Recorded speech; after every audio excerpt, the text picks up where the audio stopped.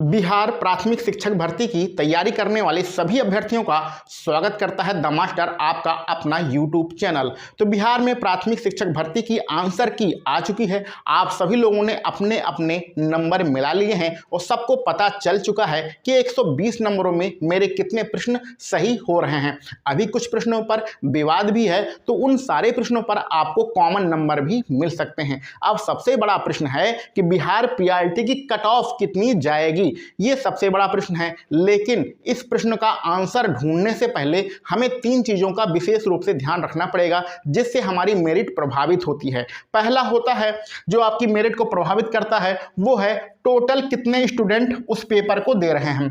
तो आपकी परीक्षा में जो बीपीएससी पीआरटी का पेपर था उसमें 5,24,000 लगभग बच्चे पेपर दिए हैं, जिनकी संख्या बहुत कम है। तो जब पेपर देने वाले विद्यार्थियों की संख्या बहुत कम होती है तो ऐसी कंडीशन में आपकी जो मेरिट होती है वो बहुत कम जाती है।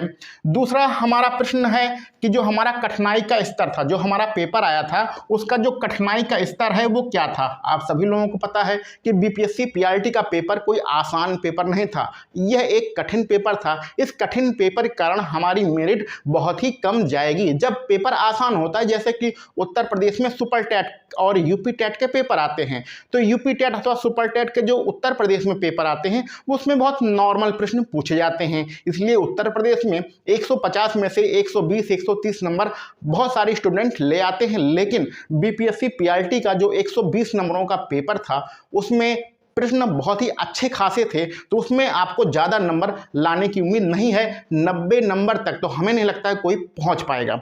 तीसरा, हमारे टोटल कितने पदों पर यह भर्ती हो रही है। जैसा कि आपको पता है लगभग 80,000 पदों पर यह विज्ञापन आया है। तो जब पदों की संख्या ज़्यादा होती है तो ऐसी कंडीशन में मेरिट कम जाती हैं। तो 3 पॉइंट आपने समझ लिया। आपके स्टूडेंट की संख्या कम है, मेरिट कम जाएगी। पेपर बहुत ज़्यादा डिफिकल्ट था, इस कंडीशन के हिसाब से मेरिट आपकी कम ही जाएगी। और हमारे जो जितने अभ्यर्थी थे, आपका टोटल पदों की संख्या जितनी थी वो भी बहुत ज़्यादा है, इसलिए हमारी मेरिट कम जाएगी। यानी कि इन तीनों कारणों के आधार पर जो आपका बीपीएससी पीआरटी की मेरिट रहेगी वो आपकी कम ही जाने की उम्मीद है। अब चर्चा करते हैं हमारी मेरिट कितनी जाएगी। अच्छा, सबसे पहले समझ लें कि ये पुरुष कैटेगरी की मेरिट अलग बनेगी और महिला कैटेगरी की मेरिट जो है वो अलग बनेगी। टोटल जितने पद हैं उनका 50% जो आरक्षण है वो महिलाओं को दिया गया है, यानी कि लगभग 80,000 में से 40,000 पद महिलाओं के लिए आरक्षित हैं। सबसे बड़ा प्रश्न, मैंने बहुत सारे यूट्यूबर को देखा है, बड़े बड़े चैनलों को देखा है जो आपको बेवकूफ़ बना रहे हैं। बेवकूफ़ ये बना रहे हैं कि पुरुष कैटेगरी में जनरल जो अदर स्टेट के बच्चे हैं, जैसे कि आप उत्तर प्रदेश के हैं, तो उसमें सिर्फ मेल ही लिया जाएगा, यानी पुरुषों को लिया जाएगा और महिलाओं को आपकी महिला कैटेगरी में लिया जाएगा, जबकि ऐसा नहीं है। साफ साफ आपकी नोटिफिकेशन में लिखा है यदि आप अदर स्टेट के हैं, जैसे कि समझ लीजिए आप उत्तर प्रदेश के हैं, तो चाहे पुरुष हों चाहे महिला हों, ऐसी कंडीशन में आपको पुरुष में ही शामिल किया जाएगा। जो महिलाओं को आरक्षण दिया जा रहा है वो ऐसे लोगों को दिया जा रहा है जो बिहार राज्य के मूल निवासी हैं। तो अगर आप महिला हैं और उत्तर प्रदेश से हैं तो आपको पुरुषों की जनरल कैटेगरी में शामिल किया जाएगा। यानी कि ये जो कैटेगरी है इसमें बहुत मारामारी होने वाली है। इसमें बिहार राज्य के सभी पुरुष अभ्यर्थी रहेंगे और अदर स्टेट के महिला और पुरुष रहेंगे। तो इस कैटेगरी में सबसे ज़्यादा मारामारी रहेगी, यानी इसी कैटेगरी की मेरिट सबसे ज़्यादा जाएगी। तो अब बात करते हैं पुरुषों की।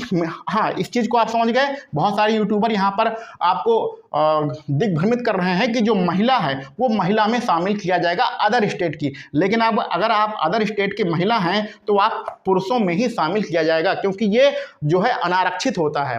ठीक है, ये आरक्षित होता है, तो आरक्षण उसी को मिलेगा जो आपका बिहार राज्य का मूल निवासी होगा। तो कॉपी पर हमने नोट कर रखा है, चलिए आपको यहाँ पर अपना कट ऑफ फटाफट आपको बता देते हैं।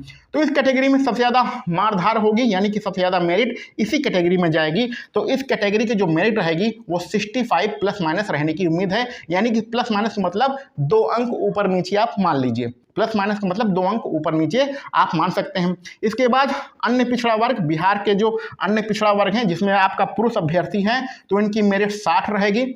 अत्यंत पिछड़ा वर्ग यानी बैकवर्ड क्लास, जो अत्यंत पिछड़ा वर्ग है उसकी जो मेरिट रहेगी वो 3 कम यानी कि 57 के आसपास रहने की उम्मीद है। प्लस माइनस मतलब 2 आपके नंबर ऊपर नीचे हो सकते हैं। ईडब्ल्यूएस की जो मेरिट जाती है वो ओबीसी के ही आसपास रहती है यानी कि 60 रहने की उम्मीद है। एससी कैटेगरी की जो मेरिट है वो 55 रहेगी, 55 रहने की उम्मीद है। और आपका एसटी जो कैटेगरी है उसकी मेरिट 50 रहने की उम्मीद है। ये पुरुषों की है, जिसमें जनरल में अदर स्टेट की महिलाएं भी शामिल हैं। ठीक है, सबसे ज़्यादा मेरिट इसी की जाएगी क्योंकि इसमें बहुत ज़्यादा मारधाड़ होने वाली है। आगे बढ़े महिला अभ्यर्थियों में इसका सीधा सीधा आप 10 कम करते जाइए, सीधा सीधा 10 कम करते जाइए, उतनी मेरिट महिलाओं की रहेगी। चलिए बताते हैं जनरल कैटेगरी में महिला अभ्यर्थी, इसमें सिर्फ बिहार की महिलाएं शामिल होंगी, अदर स्टेट की महिलाएं शामिल नहीं रहेंगी। तो 55 के आसपास रहने की उम्मीद है। अत्यंत जो अन्य पिछड़ा वर्ग है उसकी 52, अत्यंत पिछड़ा वर्ग जो है उसकी मेरिट 50 के आसपास रहेगी। और आपका ईडब्ल्यूएस हमेशा आपका किसके पास होता है, आपका बीसी के पास रहता है यानी 52 के ही आसपास जाएगा। जो आपका एससी कैटेगरी है वहाँ पर 46 है और एसटी कैटेगरी जो है उसका आप यहाँ पर 44 या 43 भी मान सकते हैं, या आप 40 मान लीजिए। ठीक है, सबसे सिंपल सी बात है, 40 भी आप मान सकते हैं। तो ये आपकी कैटेगरी है। कैटेगरी के आधार पर आप लोगों ने अपनी अपनी मेरिट देख लिया होगा। बहुत ही कम मेरिट जाएगी, ज़्यादा मेरिट जाने की उम्मीद नहीं है। और जो भूतपूर्व सैनिक हैं, उत्कृष्ट खिलाड़ी हैं, उनकी मेरिट कितनी आएगी तो उनको पूछने की भी जरूरत नहीं है। जितना भी आपका कट ऑफ है, कट ऑफ आप क्लियर कर लेंगे। जो उत्कृष्ट खिलाड़ी हैं, विकलांग हैं, भूतपूर्व सैनिक हैं, स्वतंत्रता संग्राम सेनानी हैं, इनकी जो मेरिट रहेगी, अगर आप कट ऑफ को भी क्वालिफाई कर लेते हैं तो आपका सिलेक्शन हो जाएगा। इसमें मेरिट पूछने की कोई भी आवश्यकता नहीं है। तो हमारे चेयरमैन साहब अतुल प्रसाद जी ने बताया है कि अगर 75% विद्यार्थी का चयन मेरिट के ऊपर होता है, यानी मेरिट को क्वालिफाई 75% कर लेंगे तो हम रिजल्ट डिक्लेयर करेंगे, नहीं तो मेरिट और गिरा देंगे। ठीक है, और यहाँ पर एक और विवाद है, एक और बड़ी बात है जो कि आपका बीएड और बीटीसी वाला है। तो ये जो आपकी मेरिट है ये बीएड और बीटीसी को मिलाकर हमने बताया है। अगर दुर्भाग्यवश इस भर्ती से बीएड को बाहर कर दिया जाएगा तब तो मेरिट की कोई बात नहीं है। जो आपका क्वालिफाइंग नंबर है वही आपकी मेरिट बन जाएगी। फ्री फंड में आपको नौकरी मिल जाएगी अगर बीएड को इसमें बाहर कर दिया जाएगा। बीटीसी ही अगर शामिल रहता है तो आपकी नौकरी बिल्कुल फ्री की है। आप कट ऑफ को क्लियर कर लीजिए, नौकरी आपको मिल जाएगी। तो बीएड और बीटीसी को मिलाकर ये सारी मेरिट आपको बताई गई है। एग्जैक्ट इसी के आसपास आपकी मेरिट रहने की उम्मीद है। बहुत ही सोच समझकर यहाँ पर मेरिट आपकी बताई गई है। बहुत सारे यूट्यूब चैनल और बहुत सारे रिसर्च के बाद ये आपको यहाँ पर बताया जा रहा है। तो उम्मीद है सारी चीजें आपको क्लियर हो गई हैं। मेरिट किस पर निर्भर करती है, कब कम रहती है, कब ज्यादा रहती है, ये सारी चीजें भी आपको क्लियर हो गई होंगी। तो ठीक है, मिलते हैं अगले किसी वीडियो लेक्चर में। आप सभी लोगों को वीडियो देखने के लिए बहुत बहुत धन्यवाद।